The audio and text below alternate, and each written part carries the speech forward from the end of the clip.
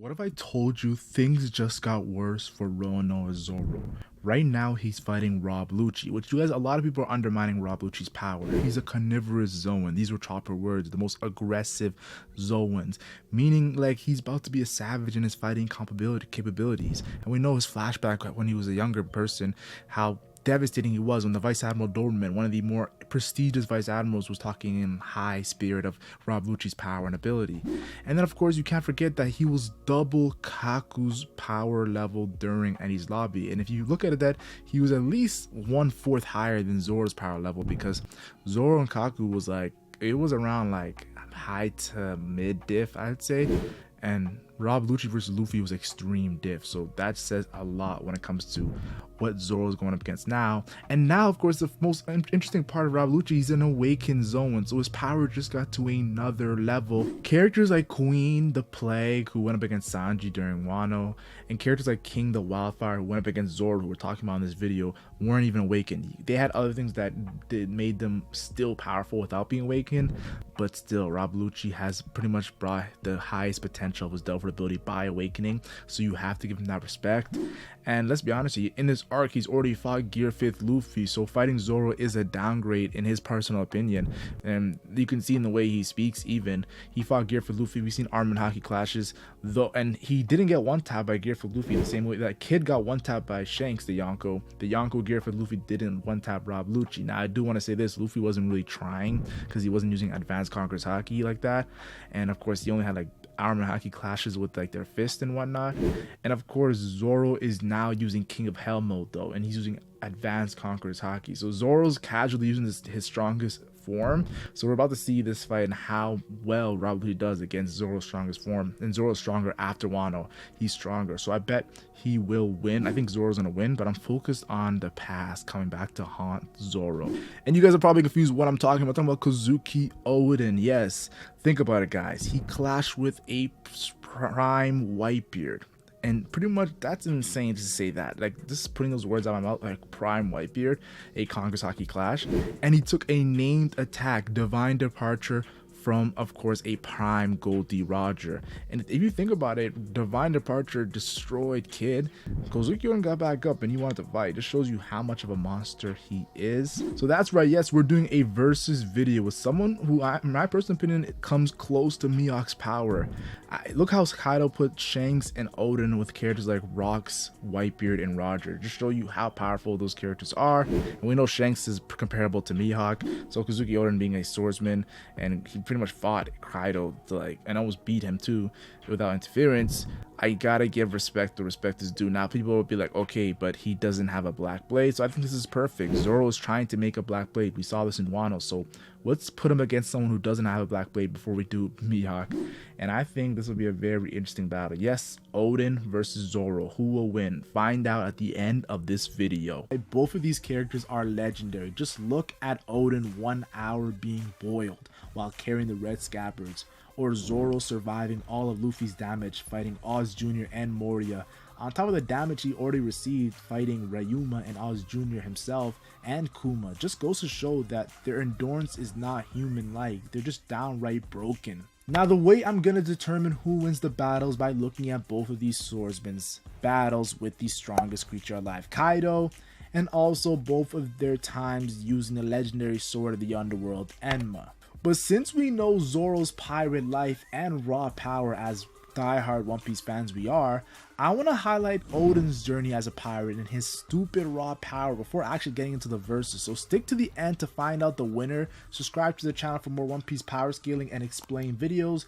Also, don't forget to like the videos. It's free to do, guys. It goes a long way. But without any further ado, let's just jump into things. Now, we get introduced to Odin's raw power relatively early, even compared to characters like Big Mom and Kaido, who are monsters at a young age. Odin at the age of 1 was able to throw his wet nurse to the ground, so we know he ain't no little baby, cause he was dripping too strong instead of hard. Okay, I won't do a lot of drip puns again, so let's just continue. At the age of 2, Odin was so quick he was able to catch 2 hares at once. And when he was 4, he killed a damn bear by throwing a boulder at it. Yeah, Odin gotta relax before someone calls PETA on his ass. He was brawling grown men while drunk at the age of 8.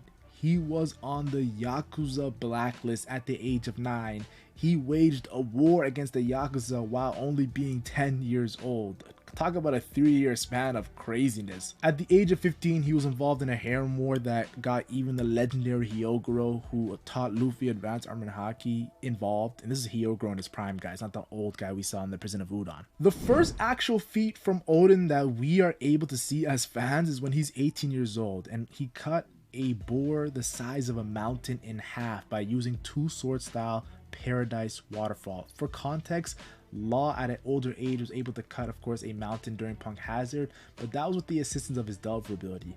Odin did it with just straight power. He then goes on to beat everyone in the Kuri district, a place of the most savages of savage, led by the monster Ashura Doji, by himself, fighting day and night for, of course, 24 hours. Now, for context, I put Ashura Doji as the strongest red scabbard. If we're not including Sulong forms, then it's debatable if Sulong forms are included. Now that you guys know how stupid his raw power is, let's look at his time as a pirate, and I will kick things off by him conquers haki clashing with Whitebeard in his prime. Whitebeard compared Odin to Big Mom, Kaido, and Shiki, to name a few of the legendary rocks, as characters who can't serve someone else as an excuse to denying him being a Whitebeard pirate. Odin then went on to hang on the Moby Dick for 3 days, of course trying to join Whitebeard's crew, of course down that treacherous waterfall and all, only to let go because a girl was screaming, who would later become his wife.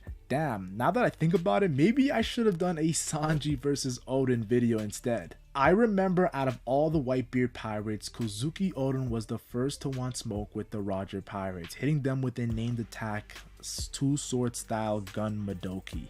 Of course, Rayleigh and Gabon see this and are ready to take on this beast, of course, but Roger is too excited to face a samurai and hits Odin with the Divine Departure, the same move that ended Useless Kid and Killer's post. These are post Wano buffed Useless Kid and Killer by Roger's apprentice Shanks. And for context, Odin got back up after being hit by a Divine Departure point blank by the Pirate King, and saw Whitebeard and Roger's Conqueror's Haki coded clash that split the skies, and was in awe. To end off Odin's time on the Whitebeard pirates, he fought 3 days and 3 nights with the Pirate King's crew, where the anime shows him fighting Gabon, one of Roger's top guys, though I wouldn't be surprised if he also fought Rayleigh, though this is headcanon and never actually shown in the manga. Lastly, while on the Roger pirates, Odin is showed to, of course, have the voice of all things on Fishman Island, and then again on Zou, which I interpret as being able to command Sea Kings and Zunisha, though again this is speculation, this is not confirmed. Okay, I know you Zoro fans are getting tired of me giving Odin his spotlight, his praise. Let's actually begin the verses with comparing their times fighting the strongest creature alive, Kaido. So first things first, when Odin came back from being a pirate, it was confirmed that he was many times stronger. I would also like to mention that Kaido and Odin are the same age, and that Kaido stated he was not ready to fight Odin when they were 33 years old. So they actually fought at 38 years old. They waited 5 years to have their battle, and of course this is the age of the current Yonko, Blackbeard, and Shanks. Not the exact age, but around the ballpark of their age. I'm not saying they were at their best. I believe Odin still didn't get a black blade, and he was easily able to do it if he had more time on the earth, the One Piece earth. And Kaido obviously improved after seeing his showcase versus Luffy, but they were still prime level in my opinion. Now when Odin does fight Kaido, he has to go through 1,000 fighters with only having 10 fighters on his side because of Kanjuro snitching. Now the battle was longer than expected, as they didn't expect Odin to be that strong, so in translation he was carrying his team hard. We see Odin taking a blast breath from Kaido, which I thought was a durability feat if I'm being honest. But what really makes Odin look incredible is his Conqueror's Haki coded Paradise Totsuka that not only scarred Kaido but took him down as well. In the anime, we see them also have a Conqueror's Haki clash after this. Whether you want to take this as canon is up to you, but we already see them do a Conqueror's Haki clash in the manga when Kaido was protecting Orochi 5 years before.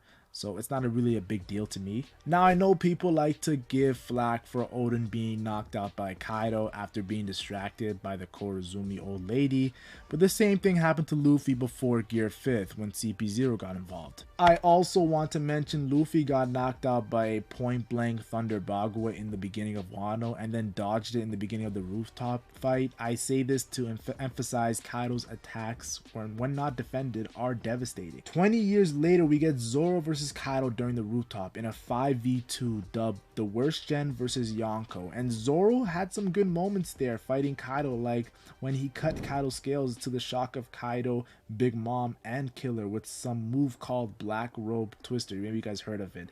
Now from the looks of it, it looks to be Ryo, but it's also said to be a strange haki from Enma. 9 sword style Ashura Farce of the Dead is Zoro's first time using Conqueror's Haki coding, which of course scarred Kaido, but Zoro was disappointed he was not able to knock down Kaido. Now whether Zoro was 100% fresh, maybe he was able to knock down Kaido, or maybe Zoro at the end of Wano during Egghead Island probably could have knocked down Kaido with this move, but that's headcanon and I'm just going to take what we get in the One Piece story. Law witnessed Zoro cut Prometheus and was shocked because every bone in his body seemed to be broken. And for context, the reason why I mention this is because Zoro, of course, had his him moment during the rooftop, blocking Ocean Sovereignty for a couple seconds, a top 5 attack in the series from 2 Yonkos combined. Honestly, you could argue it surpasses Galaxy Fist, Divine Departure, Blazing Bagua, and even maybe Bajra Gun, but that's probably a little bit debatable. To add on to that, he then went on to take a Thunder Bagua from Hybrid Kaido. Though it wasn't a point blank one, it's still a Thunder Bagua. And in the beginning of the rooftop, we've seen Zoro have cool moments of casually blocking a Demolition Gust from Kaido. Or when he cut Kaido's Blast Breath with Kinemon's cutting style, of course, which obviously is not the same as tanking Kaido's Blast Breath, but I think it's cool the fact that Zoro can cut fire. Then of course Big Mom, a fellow Yonko, yelling to Kaido to dodge an attack, Zoro's Flying Dragon Blaze that cut the huge skull horn on Onigashima. Now moving on, I want to talk about Enma. To end this debate, I think this is the best place to start. Two top tier swordsmen. We know before Zoro, the only ever man to, of course, tame the sword of the underworld was Kozuki Oden, the daimyo of Koru, the son of the shogun. When Zoro first uses Enma, he cuts the entire shoreline to the shock of his rival Sanji, which honestly is impressive because Sanji is usually hating on Zoro. Enma exudes the wielder's Ryo on its own, so Zoro said, by the time I'm used to this, it will have mean I have improved my strength. Now we know Enma is not forged into a black blade despite Odin's amazing feats with this sword, meaning depending on Zoro, its rank might increase in the future. While fighting the Calamity and Lunarian King the Wildfire, Zoro's haki was being sucked out of him. And yeah, I know y'all gonna cook me for saying that. I'll say pause in the future. King even said a swordsman beaten by his own sword, that's a first. So this to me is confirmation that Zoro at the time was still weaker than Odin. Even Zoro realizes this, saying Odin was able to wield Enma by going all out with his haki. So translation, Enma only respects Conqueror's haki coding, and Zoro was of course a little worried that he could of course die from pulling out too much haki. We see Zoro say it again when he says, if the battle is dragged out, I could die versus King. This is a lot coming from Zoro as a character who's taken so much damage in the past. Now the reason you could see Zoro above Odin only happens at the end of his fight with King, where he's using Conqueror's haki coding in a named attack Purgatory Onigiri, only to not leave a scratch on King. And I know you guys are probably thinking, how's this a reason? If anything, that's a reason for Zoro not to be stronger than Odin. Well, the reason is because for context, the same attack with basic haki was able to defeat Killer, though he was nerfed. The point still stands. King is a tank. Now, I know some of you guys are confused, but I want to say this before you guys yell in the comments, how is this a reason to put Zoro above Odin? Well, King is blocking Zoro's attacks towards the end of the battle, and then Zoro unleashes his strongest attack, King of Hell, 103 senses soaring Jikoku Dragon. A samurai attack, might I add, which cuts King's sword, which remember Mihawk talked about haki preventing that from happening. So that's a feat for Zoro. And then cuts his wing, which I think is even better because that same wing was able to block the Black Robe Dragon Twister, the same attack that cut Kaido's scales. So what I'm trying to say is Zoro, of course, is a beast, long story short. Now, me personally, I believe this is an extreme difficulty battle, but right now, Odin's usage of Enma and his time fighting with Whitebeard, Roger, and of course his last fight with Kaido, it's kind of unfair to Zoro as he needs more time with Enma and as a pirate in general though. I think either after this arc we're in currently, Egghead Island, or the next one, Zoro will surpass Odin, leaving only one swordsman in his way, Red Hair Shanks. I'm just kidding, guys. Oh yeah, that was a joke. Mihawk fans, don't kill me. Of course, the world's greatest swordsman is Zoro's, of course, path that he wants to take to surpass Mihawk. But what if they actually fought? Like, what if Shanks and Mihawk actually fought? Subscribe to the channel, turn on notifications for Shanks versus Mihawk, the next versus battle.